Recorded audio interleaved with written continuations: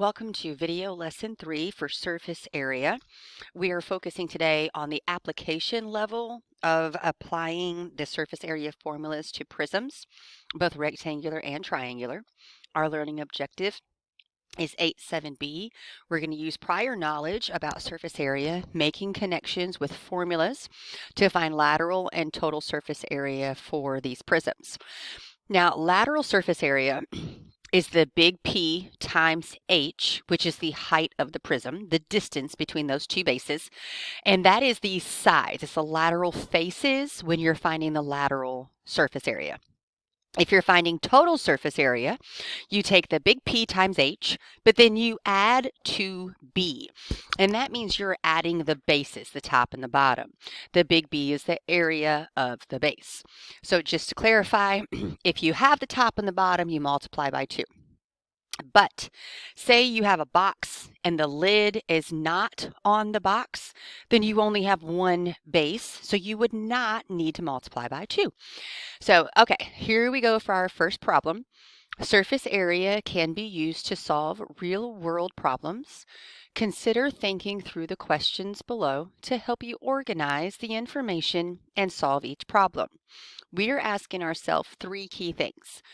What do we know? What information are we given? What are you solving for? What are you looking for? What do you need to know?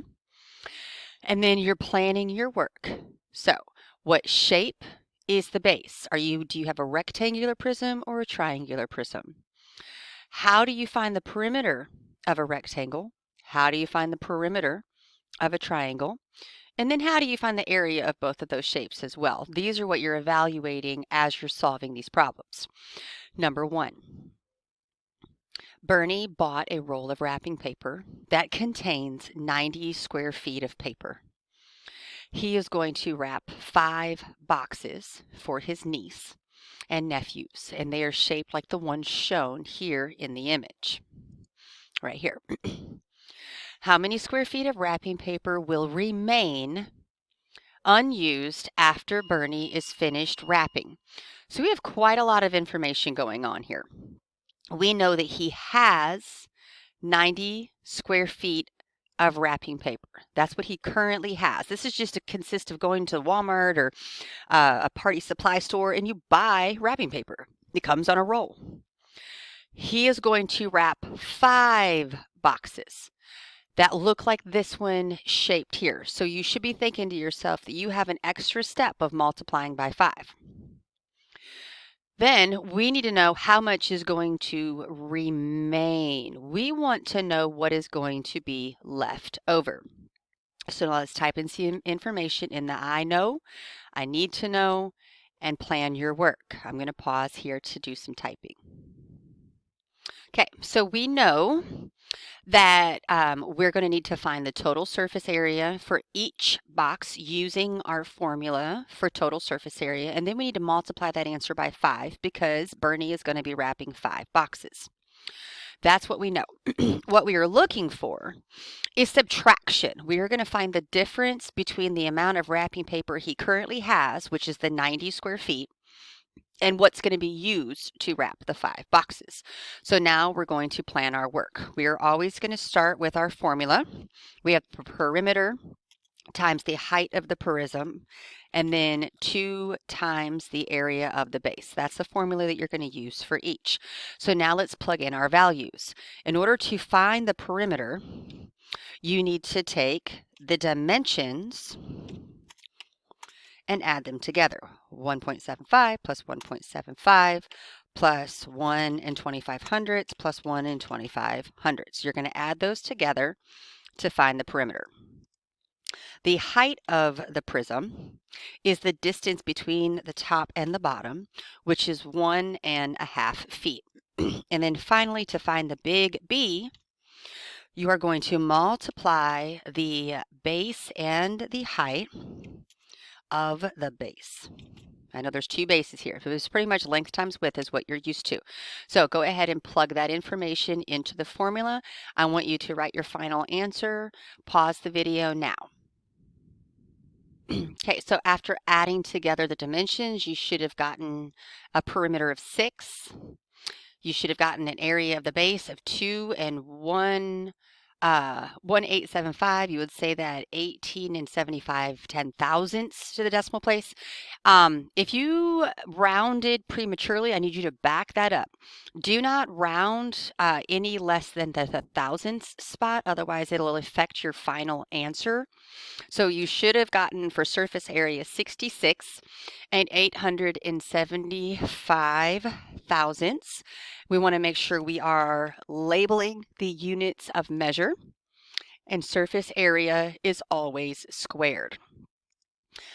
Then in the green here is your final answer. He started with 90 feet of wrapping paper.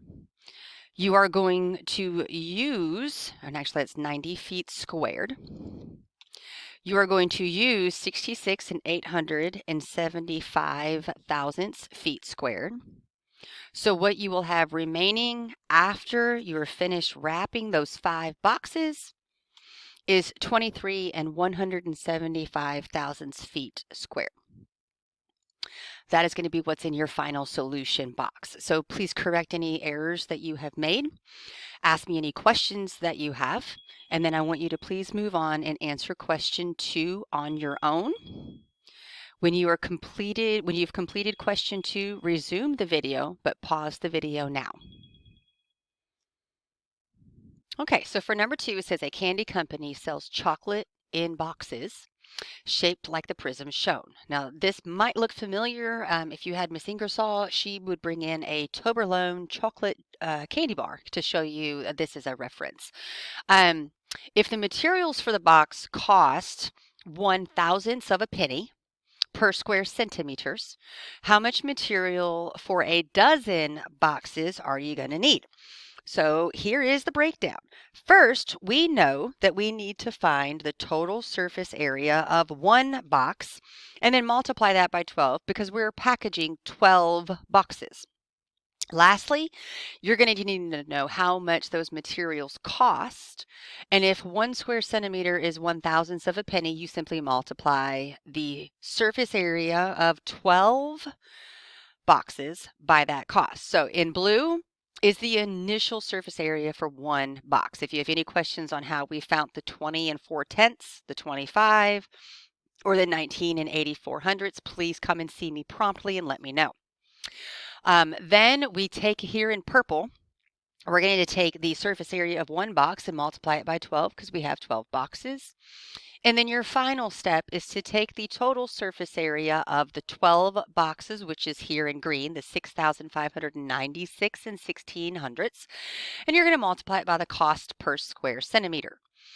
Now we have a long decimal answer here, but all we need to do is remember we're dealing with money, so we're going to round that to the nearest penny value, which is going to be $6.60 is the total cost of the materials for a dozen chocolate boxes. Let's scroll on over to the back page of your notes. Answer the following questions and be sure to show all your work. We're going to do question 3. Cedric needs to find the surface area of the triangular prism. A. What is the missing information that is needed before Cedric can find surface area, and how can you find it? So let's look at your image. You have the base of the triangle. You have the height of the triangle, but we are missing the hypotenuse. And so if you're missing the hypotenuse, you can use a squared plus b squared. Whoop, hold on. Use the Pythagorean theorem. A squared plus b squared equals c squared to find your missing hypotenuse. Do that first. Pause the video now after you have found the hypotenuse in your missing side length. Then you may resume the video. Pause the video now. Okay, so now that you have found your missing measurement of 45 centimeters, and you can answer this question by saying, that you needed.